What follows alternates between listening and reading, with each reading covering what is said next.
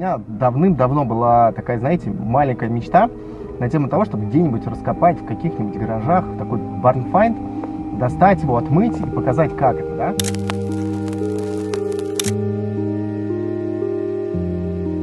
Мишленовские шины, реально, ты видал? Ну что? Да-да-да, 20 лет в заточении и выехал.